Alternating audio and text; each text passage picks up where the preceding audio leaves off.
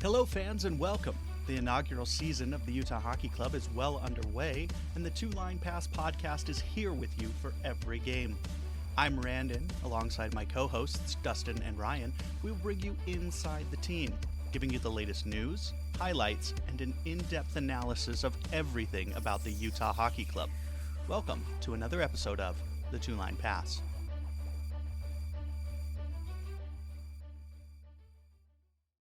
Welcome in, fans, to another episode of the Two Line Pass podcast. I'm Randon, here with me, Dustin and Ryan. Well, the homestand is over and wasn't exactly what we had hoped for, but it wasn't worst case scenario.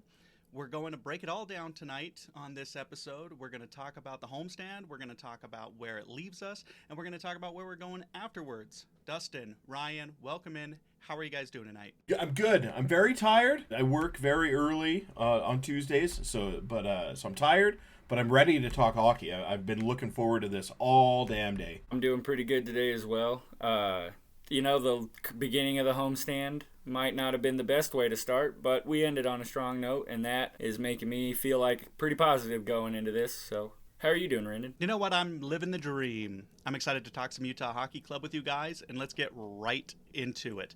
We talked about how the homestand, this upcoming 7-game trip, was going to be the definitive, what was the pinnacle moment of the season, right? It was the crossroads moment. It was a must-have series of games for a team that has historically struggled at home, has been decent on the road, and is fighting for their lives for that last wild card spot in the West. And we talked about how we needed this team to go 500 or more, and ideally at least win 5 out of the 7. Well, it didn't exactly go that way. We went 3 of 4, and I will say we lost some games we thought we were going to lose, and we lost some that we didn't think we should lose. To recap it real quick, Florida opened it up. We knew that game was going to be tough, and Florida handed it to us. We lost 1-4. Now, the score implied that we got destroyed. 2 empty net goals. It was 2-1 late in that game. So that's a little bit deceiving on the scorecard there. And then it looks bright. We go into when we beat San Jose 2-1. Then we lose 3 in a row to the Islanders, to Montreal, and New York. All 3 teams we have beaten previously in the season. All 3 come into our building and beat us. And with the exception of the Islanders game, it wasn't really close. Montreal gave it to us. The Rangers gave it to us. And again, those kind of short bursts. But then we came back, right? Highlight there, after the Rangers game, another big injury. Mikhail Sergachev goes out, and he's out for the St. Louis game and the Winnipeg game. But we win the St. Louis game and the Winnipeg game to end the homestand strong. We picked up those crucial 4 points to end it, and now we're going back on the road. Guys, disappointing. 3 of 4 on the homestand was not at all what we needed, and certainly not what we wanted. Yeah, we talked about that homestand before it happened, and kind of said that it was a microcosm of the rest of the season, that we'd probably finish at the end of the season where we're going to be at the end of this homestand. And we wanted to get at least 5 wins in that homestand. We thought, obviously, Florida and Winnipeg, the 2 bookends of that homestand, were going to be hard. But we needed to find 5 wins in there. We got 3, so we're back 4 points because we wanted 5. We only got 3. That's 4 points. That is the difference between where we are now and where Calgary is for that second wildcard spot. Like, as of right now, are the difference between being on the outside and being on the inside. And really, it's looking like it's going to come down to like 4 teams fighting for that one spot, because Colorado's kind of starting to run away with that first wildcard spot a little bit. They are 6 points clear of Calgary in the first wildcard spot, and then you're left with like Calgary, Vancouver, St. Louis, and Utah all battling for that one last wildcard spot. And it would be really nice to have had those 4 extra points to be at least, I mean, technically probably on the outside looking in, because we're 1 game up on Calgary. We've played 1 more than they have, but at least right there. I just hope we're not going to look back at the end of this season at this stretch at some of those games, especially the Rangers game, because we were up in the 3rd period in that game, and we let them take it away late. So it's just, I really hope that we're not looking back at this saying that's where it went wrong. I hope we're not either. And this was going to be one of those moments where we were going to pinpoint and say, here's where it all went right. I think that was best case scenario. But Ryan, you and I were in the stands for that 2-1 loss against the Rangers. Well, it was fun to be in the stands. The energy was electric. Again, though, this team just can't put it together in the Delta Center, and I don't know what to say. It's concerning that, these guys are a much, much better team on the road than at home. But I mean, at the same time, if we do somehow sneak into the playoffs, we don't have home ice advantage. So that's a positive. But so the first couple games, yeah, it didn't look good, those first 4, really.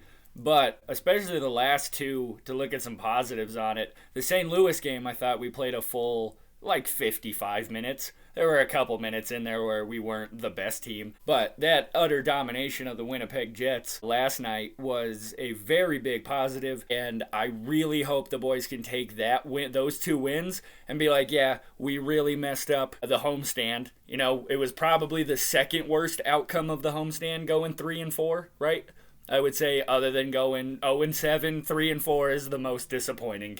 You know what I mean? It hurts, because it's like you guys couldn't just win 2 of those. Come on, you should have beat the Islanders and you should have beat the Rangers, and to be fair, you should have beat the Canadians. Yeah, okay. Anyways, but the last 2 games we played very, very well, and going on the road, which historically speaking we have been better on the road, we can take this momentum and just kind of keep rolling. And yeah. No, I agree with you. There was it wasn't all doom and gloom.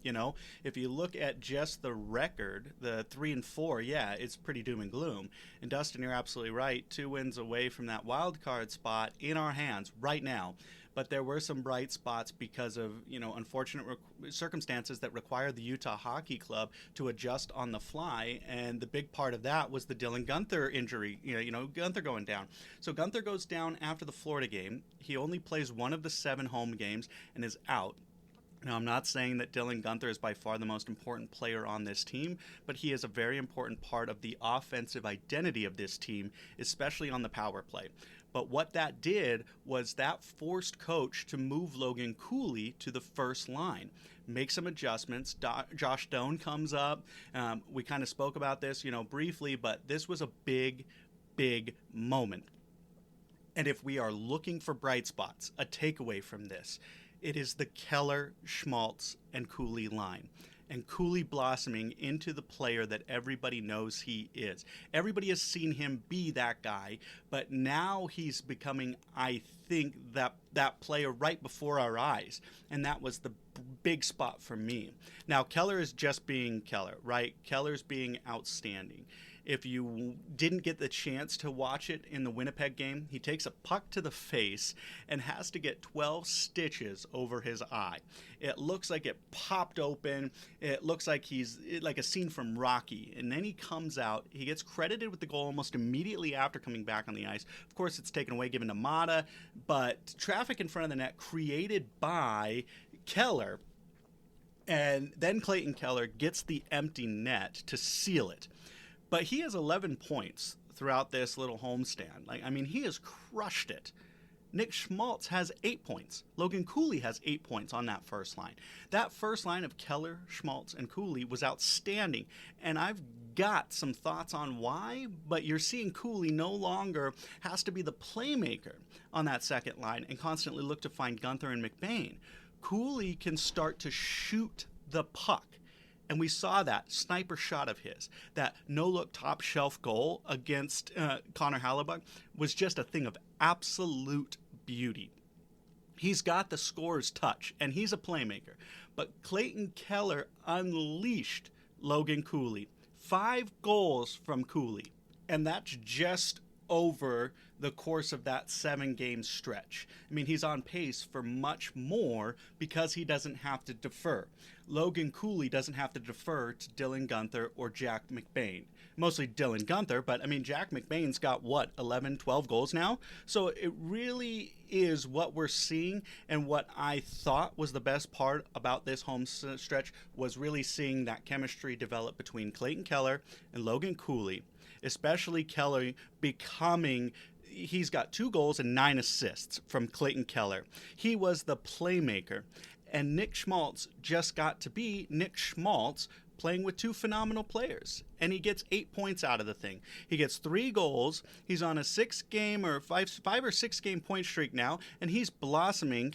That first line, I loved it. I just think the entire Utah Hockey Club fandom saw Logan Cooley. And the big takeaway is you got to sign him. Sign him for 8 years, 10 years, 12 years, whatever you're legally allowed to do. You lock him up and make him a career Utah Hockey Clubber because he is just something special. And he is just like Keller, where he is that kind of guy who can carry a momentum, the hopes of a franchise on his shoulders because he's got the raw talent to do so.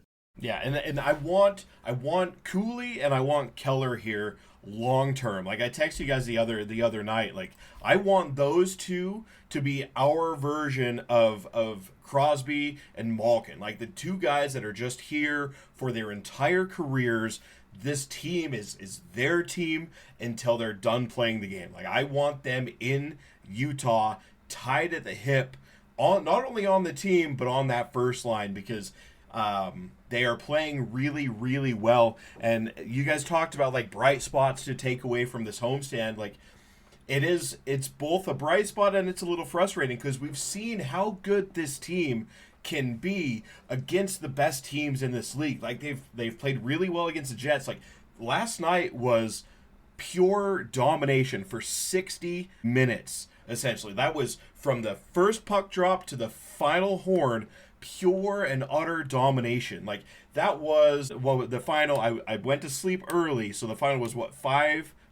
I want to say 5-2, and we exited the first period tied at 0. And Utah created at least 3 really good scoring opportunities in that one. I believe it was it Kerfoot that had one on like a one-timer across the ice that would have beat Hellebuck if he got enough on that. Like he just scraped the ice a little bit before he got to the puck with that shot. But like that could have easily been an 8-1, 8-2 game. Like Utah generated chance after chance after chance. They've played well against Vegas. They've beaten Carolina. They've played well against Dallas and Minnesota. Like they've played well against all the teams at the top of this league. And you saw last night when everything is clicking and when they're doing what they're supposed to, they can play with absolutely anybody in the league, which is what makes it frustrating when they have lapses against like San Jose and the Islanders and the Canadians like we had in this homestand. Like we see the potential, which is a huge bright spot, but it's also like it's a little bit frustrating, and I just hope that it's a young team learning how to properly win, and they're just going to get better. They're going to close strong. We've talked about how easy this stretch, the rest of the schedule is, and I hope that they can work their way into the playoffs, get that first little taste of what the playoffs are like, and then they come back next year with the same core, and now they know how to win. They've tasted the playoffs. This is what you brought me onto the podcast for, is to kind of compare this to other sports for new fans that are coming over that haven't really followed the NHL before. But this is from like at the beginning of Oklahoma City, like when they had Kevin Durant, James Harden, and Russell Westbrook. Like they were the number 8 seed in the Western Conference, and they got like a taste of what the playoffs were. They got a taste of winning, and then they skyrocketed from there. But that's what I hope this turns into. Like they learn how to win, they get a taste of the playoffs, and it drives them next year. Just need to take that next step. Like we've had enough of this competing with the good teams, but sliding down to the level of the competition when you're playing some of the worst teams in the league. You have to establish yourself and where you want to be. So I think that's what we're all looking for, and we're all still... I think this homestand forced me to reconcile my beliefs of where we are in the rebuild and what a rebuild even means. And I've got a rant prepared for that, but I'll save that for another episode because it doesn't necessarily tie in with this homestand. But like you've talked about, Dustin and Ryan, in terms of letting these young guys, we forget Logan Cooley and Dylan Guenther, 21 years old. There's still a lot of youth on this team. Josh Doan making his first appearance, like his true first NHL appearance, probably going to stay with the team for the rest of the year. We'll see about that. Maverick Lamoureux is very young. Obviously, he's not with the team right now, but they've got that young core. And in a couple of years, and we talk about it off stream, but about if you lock up Cooley, right, for 8 years at least, what you have is Logan Cooley, Dylan Guenther, and Clayton Keller together for at least another 4 years under contract. I think Keller has 4 more years under his contract. And you've got Keller still in his prime. And then you've got Logan Cooley and Dylan Guenther blossoming into their prime, into their true athletic prime, into their mid-20s. That's where you're going to see them at their best. Hockey. And other teams look for, like we've talked about, Crosby and Malkin. We talked about McDavid and Draisaitl, Backstrom and Ovechkin. You've got these double pairings, right? Two guys can make a franchise and win cups. Two superstars. And Utah potentially has 3 on their hands. Actually, let's throw the word potentially out. They have 3 superstars on their team. All they've got to do is lock Logan Cooley up, and I don't think he has any desire to not sign with the Utah Hockey Club. They've got the cap space to give him as much as he wants. The only thing is what do you make? Do you make Dylan Guenther mad that Logan Cooley gets an extra $500K on top because the salary cap went up? I mean, that's the only downside, right? To giving him what is the equivalent of like a max contract. You know, he's not exactly a $12 million a year guy, but 9, 10 million? Yeah. Absolutely, you could see it. You could see him being the highest paid guy on the team, but he still has time. He's not at his ceiling. None of these guys are, right?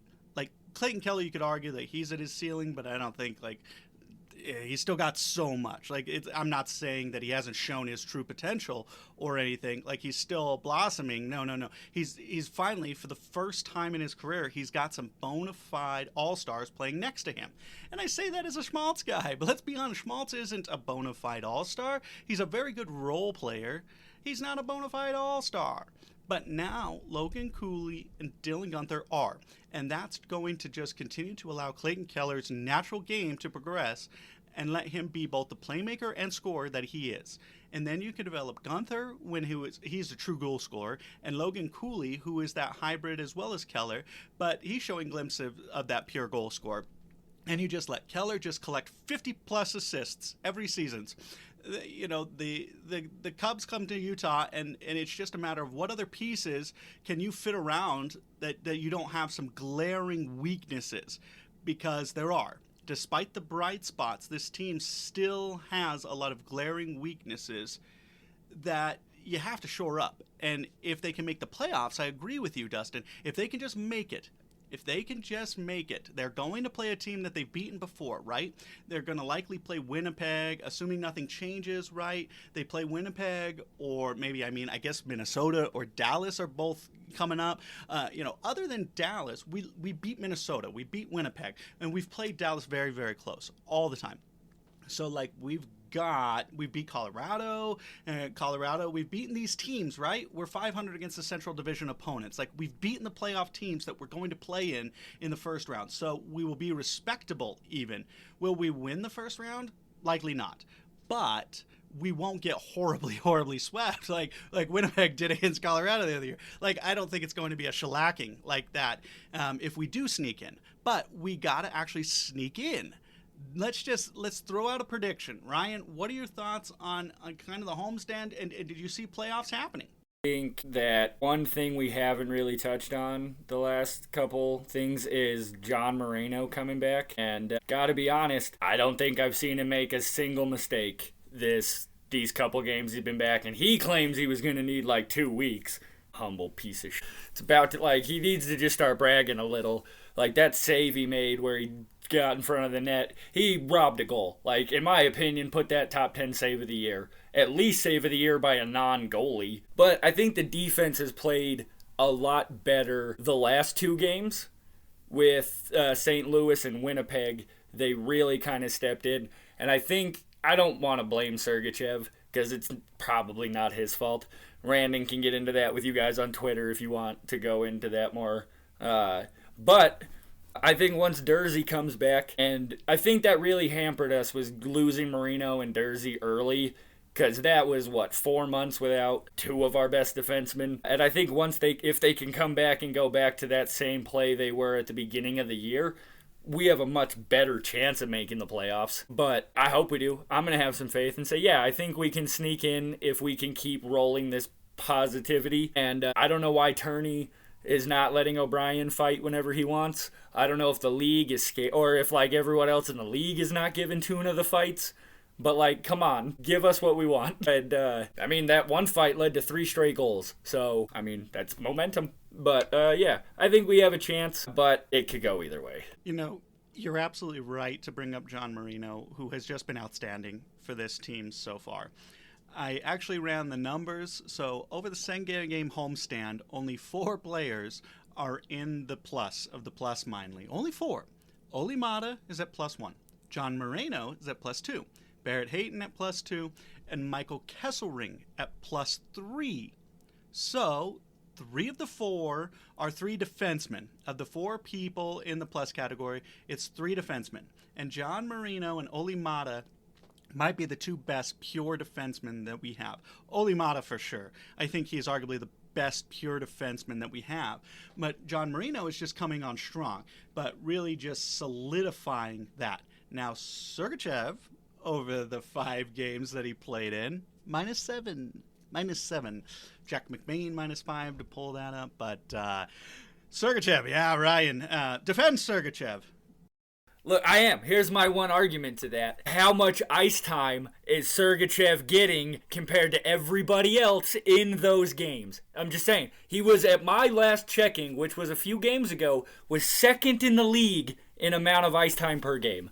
So, I feel, I'm not saying this is an excuse, -7 is not a good look for our number 1 guy. It's not. We can all agree, not a great look. But, I think when you're playing 29 minutes a game, you got to give him, not a big buffer, but give him that extra, you know what I mean? He's playing against the best guys in the league. The Western Conference is the best conference in the league. So, yeah, he's going to, you know what I mean? He's and if he was already hurt and maybe he was lagging a little these last couple games, I'm gonna defend my boy. So just give him a break. You know what I mean? Just give him a break. No, you're absolutely right, Ryan, and I agree with you. They said he's got a huge workload, and maybe once Uderzy comes back in, he won't have to shoulder that much. But it's also a choice. That's a conscious choice that Turney is making, putting him on the power play. Otherwise, that lowers his numbers 3-4 minutes a game. But I don't want to be that guy, but I'm going to be that guy. Let's take a look at the top 5 in time on ice throughout the league. Zach Rowinski from Columbus Blue Jackets is top. He's got 26 minutes and 49 seconds per game. He's at a +9. Mikhail Sergachev is number 2 at 25 minutes and 45 seconds, -11 on the season. Cale Makar in third, 24-43, +15. Quinn Hughes, 25-20, +13. Miro Heiskanen, 25-15, +4. It's not until the 6th guy on the list, Roman Josi, is -18. Sergachev is not a defensive defenseman. He's not. He's just not. We know that. But you're putting him up against literally the other 4 best defensemen in the goddamn league. He's not that good. We all know he's a top 20, but he's, in my opinion, I think he's a top 10. But is he in the lower part of that top 10? Absolutely. But don't compare. That's apples to oranges when you're comparing him to Makar and Quinn Hughes. Get out of here with that. They don't count. Look at him to Roman Josi. That's a fair comparison. He's better than Roman Josi. That's fair. They are truly elite offensive defensemen, and that's the only reason that they are in that plus category, because they don't need to play defense, because they're so good at scoring, and that's the only thing they do. But I'm not blaming Sergachev. I'm not blaming him. No, there's no blame of Sergachev. I'm just stating the facts that we have lost a game since he went out. That's the fact. These are undeniable facts, but it's not blaming Sergachev. I think our defensive core has played very well. All things considered, I think they've done what we need them to do. They've contributed offensively. The identity of this team is to have defensemen contribute offensively. They haven't quite been as potent as other offensive defensemen, but they've done what they need to do in terms of actually, when we talk about, we all season long about what is this team's identity. And I feel like there's multiple types of, like, the forwards have an identity and the defensemen have an identity. It's not necessarily a cohesive team identity, but the defensemen have tried to engage more in the offensive play. And it leads, unfortunately, to a lot of odd-man rushes the other way, one unfortunate turnover, and because our defensemen are pressing so far forward, and we tend to give up a few of those. But it also allows us to keep up some offensive pressure. And sustained offensive pressure that we do get from time to time. Whether we convert on it or not is another story. They still refuse to shoot the puck on the power play, but they're getting there. But defensemen have played well. And I'm just rousing Sergachev for the fun and for the engagement of it. But yeah, this team over the last 2 games, they could have tucked tail. They could have said, wow, our best defenseman, the leader on the ice a lot of the times, is gone. And that's it, right? Boning it in, throwing the towel. And they didn't. They rose to the occasion against the St. Louis Blues. And then you guys are right. They put in probably their most complete effort against an extremely talented Winnipeg Jets team. And they put up 4 goals against the best goalie on the ice in the NHL. And it wasn't like fluke goals that got past them in like a sneaky treachery. It was straight up sniper shots, putting it exactly where they need to put it to beat him. And it really did say to me that this team is capable of beating anybody. It just needs to get consistent. That's it. So I think we've kind of run the course on all of that, all the discussion about what went on in that home stretch. I think we went a little bit longer than I think we planned on, but it's been a while since all 3 of us were here, so we had a bit to say.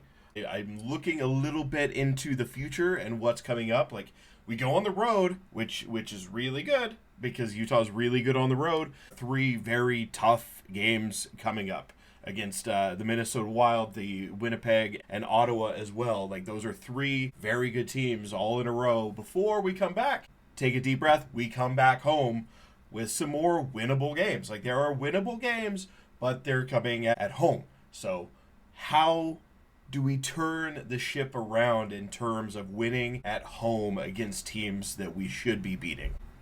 Consistency.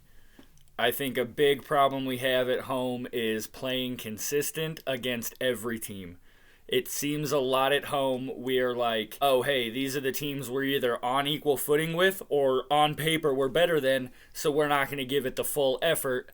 And then we get behind early, and then once we get down on ourselves, this team falls apart completely. As soon as one guy gives up and the crowd dies, we're done. It's very hard for us to come back. I think the goaltending has been very good. The defense is getting better at home, you know what I mean? Or sort of. The last couple games, at least, they were. But I think a big thing is consistent offense by everybody, not just 1 or 2 lines a game, and then it's a different line the next game. Everybody, when they stay doing what they're supposed to do, we play phenomenal. Look at last night against Winnipeg. Even the third line with Bukestad and Krause, phenomenal. They played great. You know, no real offense out of them, but they were doing what they were supposed to do, and that can't be said every night for all 4 lines. But I don't know how to be better at home, but if we play with the same mentality we take on the road of, hey, we're going into enemy territory, you know what I mean, let's give them a wallop, why aren't we taking that in to be like, let's defend Utah? There may be an element. Now, I want Dustin and Ryan, I want you guys to correct me and see what you think. What you think about this theory that I have. So a lot of discussion has been made. I feel like Utah fans, we kind of throw out this false narrative of like, they said hockey will never work in Utah. Well, look at this crowd, right? Like, hockey will never work in Utah. Yeah, look at this crowd. Like, I don't think anybody ever said hockey won't work in Utah. I just don't think there was ever a realistic path that Utah got an NHL team without something drastic happening. Like the Arizona Coyotes finally letting that ship sink completely. They've been taking on water for a decade. They finally let it sink, and the opportunity came. And of course, Utah, a winter sport type state, of course they rally around hockey. Like, this is not a foreign concept. So that's a false narrative. But that aside, what is absolute narrative, though, is that the players hear this all the time, that this crowd is coming out for them, and that the crowd's coming out for most of them remember what it was like to play in front of the Mullet, where it was loud, I'm sure, but I mean, it had to take its toll on a team for 2 straight seasons playing in a college arena. And now you come into a very daunting Delta Center that is not daunting because of it's the design of the building makes it very daunting and imposing as a hockey arena. It's just so tall and vertical that it is just imposing. And I wonder if there is some sort of just mental thing where they are just trying too hard to impress the crowd, and they understand and they hear it all the time. The crowd's coming out for you. The crowd is coming out for you. Let's make this the best home environment ever. And it's maybe getting too much in their heads, because you'll see it. We threw the graphic out, but if you guys ever saw on Twitter, there was the graphic about the goal differentials by period. In the second period, scaries, it's not just in our heads, guys. Utah is 5th this was as of yesterday. They were 5th in goal differential in the first period at plus 15. And they were dead last at minus 16 in the second period. And then they were kind of middle of the road, but bad at negative 5 in the third period. That switch is not necessarily psychological, but I do feel like this team sometimes tries to protect leads at home, and they play not to lose instead of playing to win. Do you guys, is there any truth to the psychological aspect? And I know they're professionals, but I think when we're consistently asked about it, it has to be in the back of your mind, you know? I think it's a good theory, but I have one thing to add to that. Kind of the idea of them trying, like when you were like they try kind of too hard. We're also the youngest team in the league. So a lot of these guys don't necessarily have a whole lot of experience. You know what I mean? So like when you're a young team and you're trying to show, let's be honest, these guys are young kids show. Sometimes there are times I'll look down at Cooley and Gunther and be like, the few kids, you know what I mean? You kind of just want to be like, stop it. Just play hockey. It's not a highlight reel. Stop it. Just make up, you know what I mean? But they're also very, very young. So I think that can kind of play into it, and them learning how to lose professionally. Like Cooley and Gunther, not necessarily, but like Keller and them, they lost, losing 2 years straight in a college arena. You're right, Rand. That's got to just take a toll on you. It's got to just be the worst feeling in the world. And now there's even more people you're losing in front of. It's you know what I mean? Like that probably can with your head a little bit. But I think this is all a learning experience. And being professionals, we all kind of knew this year was going to be rough. I don't think any Utah hockey fan realistically thought this was going to be a cakewalk. Like, good hockey teams don't leave their city. Let's be honest. And it's not that we're bad, but they have a lot of learning to do as young kids. Even our veterans, minus Cole and Mata, are younger veterans. Like, what's Keller, 28? 29? That's not a veteran. You know what I mean? Like, that's not an old guy. So I think, yeah, there's a lot of pressure on them, but I think it's getting better. I think we can all agree the product is getting better more often at home than it's not. You know what I mean? Like, there are sometimes, yeah, they're really, really bad, but it's not every game anymore at home. They're not dogs. So, but I don't know if the building necessarily plays into it, but I think the amount of people can get in their head as young kids, especially like when you're going from playing, like you were saying, 5,000 people, now there's 17,000 people, and it's loud. Not saying that's a fact. It could be not, but I think, yeah. And I think that what you brought up, Brandon, like playing to not lose rather than playing to win, I think that's a general problem across all of sports for young teams. Like you get a lead, and especially if you're going into a third period with it, like you're like, okay, we don't want to take chances. We don't want to try and make a stretch pass and get and turn the puck over in the neutral zone and give a breakaway. Like, we don't want to make that mistake. We're not going to press. We're going to maybe like sit back in our own zone a little bit and try and kill clock. Like, It feels like a natural thing to do when you're trying to protect a lead. And just, I think it's all part of the process of being a young team that's learning how to win. And we've seen spots of it. They did it last night against Winnipeg. Going into the third period against a top 2 team in the league with a 2-0 lead. It would have been easy for them to say, okay, we're gonna sit back. We're gonna not lose this game. And they went out and they scored 2 more before Winnipeg finally got there first. They were aggressive and they scored. They wanted to extend that lead. Just keep that energy going. Don't go back. Don't revert back into the bad habits of let's play not to lose. I think you took over the Twitter handle last night, and I saw you tweet specifically, we're going into the third with a 2-0 lead. Play to win. Don't play not to lose. And they did it. I'm going to say again, we tell the team to do something. They listen, so I'm just going to put it out there into the universe. Start playing to win instead of playing to not lose. Now they're going to do it, and we're going to make a nice little run right here.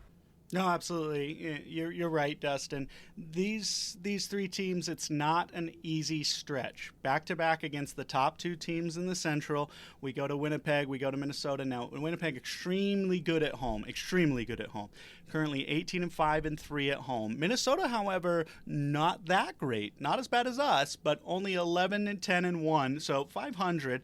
So Minnesota game, which is we get first, could possibly... It is 100% winnable.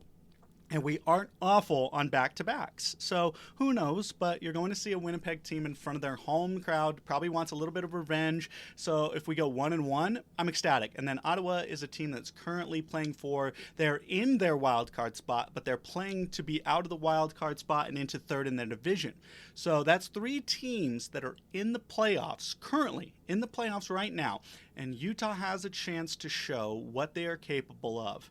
And this will be a telling. If we go 0-3, that's it. I mean, it is what it is. I'm not going to say it completely ruins the season, but it really, really makes it tough from there. But if you can get 2 out of the 3, or hell, if they can put together a 5-game win streak here, I know it seems impossible. For this team. But we have flashes. This is a team that can win 5 in a row. They can. Will they? I doubt it. But they can. They can.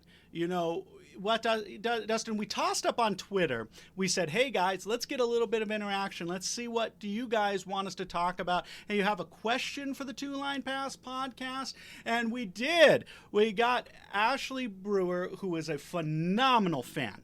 If you are not following Ashley, you need to go do it. It's Hey Ash Tweeted, right? I think that it's Hey Ash Tweeted. Hey Ash Tweeted, not Hey Ash Tweet. Yep. Hey Ash Tweeted. Hey Ash Tweeted. Follow her on Twitter. Says, what is your take on who should be our number 1 goalie now that Ingram is back and has had some really good games?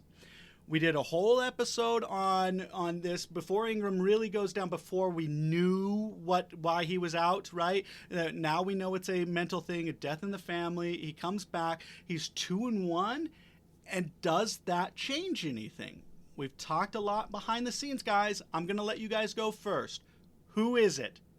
Veggie or Ingram in the starting goalie? Veggie. He's earned it over, you know what I mean? If you just look at their play when they've been in net, Veggie's been the better goaltender. So Veggie. As much as that hurts, I support Ingram. Mental health brother. I love you, dude. But you kind of suck. Not gonna lie, my guy. You have not been great this year. Oh, Brandon, I know you're biting at the bit for this one, and my opinion is a response to what I think you're going to say. So I'm gonna cede my time to you. I'm gonna let you take the floor and let you go on your rant. I've got a rant. I told you. You may not know this, listeners, but we've got ourselves a group chat, right? That we've got. Everybody's got a group chat, right? And we've got it. And I said, as soon as Ingram came back, I knew Tarigny was gonna find a way to screw Veggie. He's gonna find a way, and that's why I asked the beat writers. We talked about it. I asked everybody. Said, has Veggie done enough? Because here comes Ingram. He's healthy. Has Veggie done enough? There's the old adage, you don't lose your job to injury, but can you lose your job to being not very good? and we understand that some things happen, right? You don't want to kick anybody when they're down. But the fact of the matter is, Ingram's first 13 games or so, not great. Statistically, one of the worst seasons in the NHL. Veggie absolutely has done what he needs to do to retain the job. And here's for how. It's not just a feeling, right? I don't just feel Veggie is. I've got the facts. So if just Ingram, since he came back, he's played 3 times. Veggie's played 6 times. Ingram is 2-1 with a .926 save percentage and a 2.01 goals against average. Incredible, right? That's phenomenal. That's like Veggie's numbers early in the season. Now you look at Veggie, and you're like, oh, Veggie, 2-3-1, .885 save percentage, and a 3.02 goals against average. You're like, Veggie, you had a chance to seize it, and then you lost it. But let me tell you this. Of the top 5 games between those two, since Ingram came back, the top 5 games, Veggie has the better stats in 2 of the top 3, including the best at a .947 save percentage, 1.1 goals against average against the San Jose Sharks. Ingram has 3 out of the top 5. Vejmelka has 2 of the top 3 performances. Now Ingram's last game before he went out, November 18th, .692 save percentage and 9.36 goals against. Not great. Since that date, Veggie in net, 9-9-3 with a 9.903 save percentage and 2.52 goals against average. That is good enough. In the modern NHL, if you give your team a chance to win, that is good enough. Now, what's more, I'm calling him out by name. Craig Morgan called out some podcasts, not ours because we never actually stated it, called some people out for saying that Stauber might be a better option as backup than Ingram. Now, this was, of course, before we knew what Ingram was out for, but Craig Morgan insisted that everybody looks like a bunch of jackasses for not being better to Ingram. Well, let me show you this. 3 games Ingram's played. You remember what I said, .926, 2.1 over the last 3 games since he came back. Since he went out originally, Stauber's played 4 games. Stauber's stats, .925 and 2.23 with a shutout. Statistically, Stauber is playing just as good as Ingram is when he's coming back to his game. In conclusion, Vejmelka is 100%. He should be the starter. But I will tell you this, for a guaranteed fact, Coach Tarigny is going to screw him over. Ingram's going to start in net on Thursday. Veggie's going to start in net on Friday. And then Ingram's going to start again on Sunday. Mark my words, they're going to do this. Tandem at best. Veggie has lost the starting job not because of play, but because Tarigny doesn't know how to run a team. And the Andre out, fire Tarigny hashtags are going to come out in full force because at the end of it, screwed him over, Andre. You screwed him over.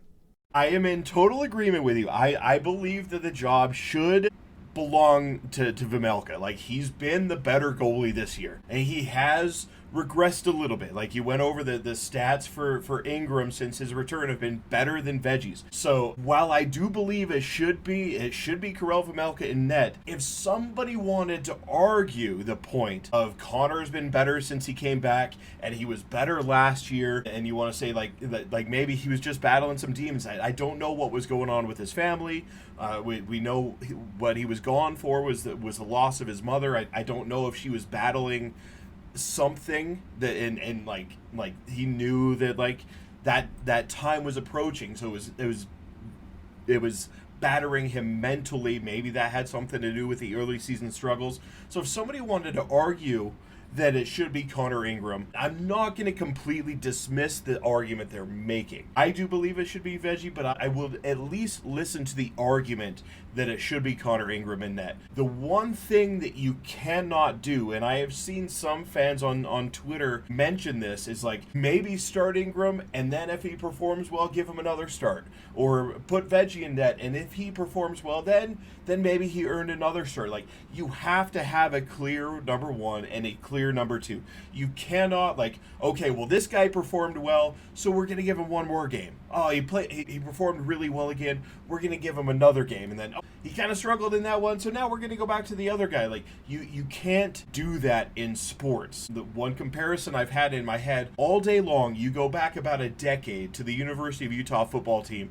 They had two quarterbacks. One was Travis Wilson, and one was Kendall Thompson. And there was a year where Travis Wilson starts the year as a starter. And he struggles for a couple of games, so they make the move to Kendall Thompson. It's like, okay, well, he didn't play super well, but they beat UCLA, so we're going to start him again the next week. And then that week he struggles. And then the next week you start him again, he struggles, but now we're going to pull him. We're going to put Travis Wilson back in. And it caused havoc for both of them. And it killed the confidence of both of those players, just constantly looking over their shoulder like, crap, I have to be really good tonight or else coach is going to pull me. I have to go out here and perform. Finally, they're putting me in net. I have to perform tonight. I have to perform. And it puts so much unneeded stress on an athlete. You cannot do that. So while I believe it should be Vejmelka, I would listen to arguments for Ingram, but you have to make the choice. One of these guys is your number one guy, and they should be getting 4 or 5 starts for every one start from the other guy. It should be Veggie. I won't lose any sleep over it if it's Ingram, but you have to have a clear number one and a clear number two. Absolutely. And I just want to be clear, winning here cures all. So if Ingram's your starter and he wins, great. Like, I am not rooting against Ingram, right? Veggie's won the position, but I will never root for Ingram to fail just so I can say, haha, should have been Veggie. No, the team wins, the team wins. But like you said, Dustin, here's where I cannot abide. If Tourigny says you need 2 goalies, that it's got to be a tandem. You need 2 goalies. Yeah, you need 2 goalies, but nobody is saying that the Winnipeg Jets have another goalie other than Connor Hellebuyck. Nobody is ever saying that Ottinger isn't the guy in Dallas. Nobody is saying that Igor Shesterkin isn't the guy in New York. Nobody is ever saying that Igor Bobrovsky is not the guy in Florida, right? Every top-tier team has their definitive number one goalie. And yes, they have a backup. They all do. And yes, all backups get starts, right? They can get a lot of them. Give them 20 plus starts, right? But ideally, your starter gets 55 or more. Ideally, he gets 55 or more. And right now, I just worry that Tourigny is going to just play that half and half game, and it's going to fall right into that trap, whether it's intentional or not. It's going to fall right into the trap of being, oh, he's hot, got to stick with him. Now he's cold, get rid of him. He's hot, got to stick with him. Now he's cold, get rid of him. Like, and what happens when they lose? Because then now you're in both of their heads, and that sucks. That sucks. Pick one. Whoever it is, Tourigny, just pick one and have the balls as a coach to say it. But thank you, Ashley, for your question. We appreciate it.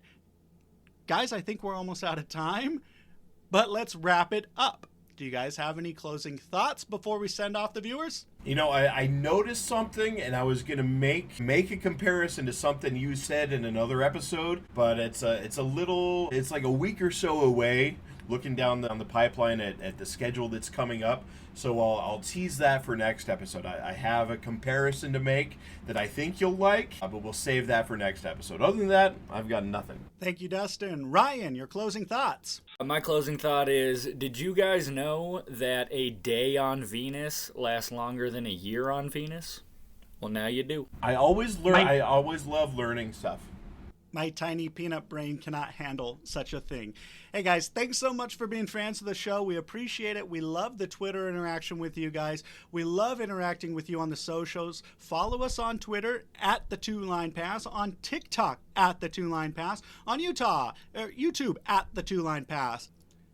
Then you've got at Highlights Ute And then you've got at TLP Randon and at Carnes Ryan 420. He's mostly on Instagram, but he technically has a profile on Twitter. Hey, early games on the East Coast mean potentially some post-game shows. Join us for the live post-games on Twitter where you guys can interact with us during the post-game, get your thoughts out there. We'll talk crap on the other team together. We'll talk about what went right, about what went wrong, about the games, and we love having you guys. Thanks so much for listening. You guys have a good night. Thank you for listening to another episode of the Two Line Pass podcast. During the season, we will have weekly shows along with the post-game shows so you don't miss a minute of the action. Follow us on the socials at the Two Line Pass. You can follow us individually on Twitter, Randon at TLP Randon and Dustin at Highlights Ute.